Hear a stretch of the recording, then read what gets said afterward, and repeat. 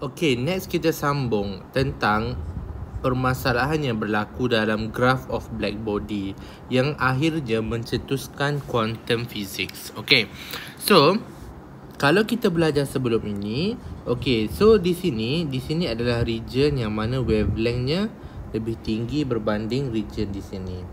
Dan di sini frekuensinya rendah dan di sini frekuensinya tinggi. Okay, dan kalau mengikut classical physics, okay, classical physics mengatakan apabila lambda tinggi, frekuensi rendah, maka energi pun rendah.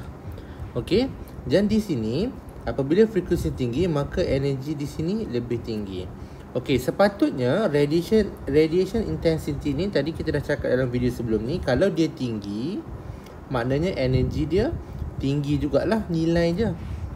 Okay, kalau according to classical physics, sepatutnya energi pada bahagian lambda yang rendah ni, contohnya di sini, sepatutnya tinggi. Maka graf ini patutnya macam ni, dia naik ke atas, macam tu. So ini according to classical physics.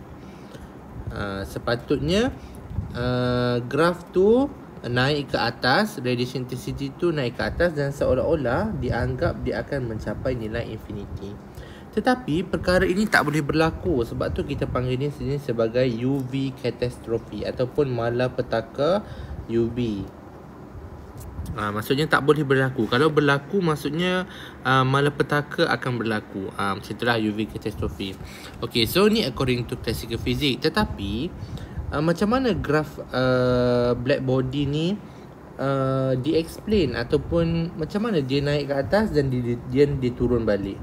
Maka datangnya Max Planck. Okay, so Max Planck ni lah yang mencetuskan bahawa dalam quantum physics. Okay, so apa Max Planck ni, dia buat calculation. Okay, dan dia dapati bahawa energi selama ni classical physics kata energi ni ialah continuous. Ya, continuous maknanya macam kamu naik bukit kan, naik bukit,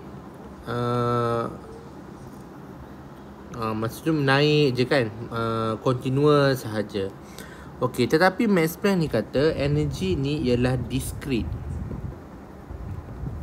Okey, so apa makna discrete ni? Dia macam tangga.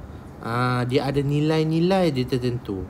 Ni contoh tangga pertama, tangga kedua, tangga ketiga, tangga keempat. Tu discrete. Maksudnya dia ada, kita boleh bezakan dia berada di tangga mana. Kalau continuous, kita tak tahu dia berada di mana. Dia continuous sahaja macam tu. Dan relationship Max Planck ni adalah dia kata NF. N ni lah yang menunjukkan dia discrete. Nilai N ni boleh 1, 2, 3, macam tu. So inilah tercetusnya quantum physics. Okay, so Max Planck ni dia buat calculation supaya UV catastrophe ni tak berlaku. Bukan supaya, maksudnya dia tak berlaku. Dan macam mana boleh sampai di region of lower frequency, kamu tengok sini, sampai di maksimum dan radiation intensity tu akan berkurang. Itulah dia Max Planck kata.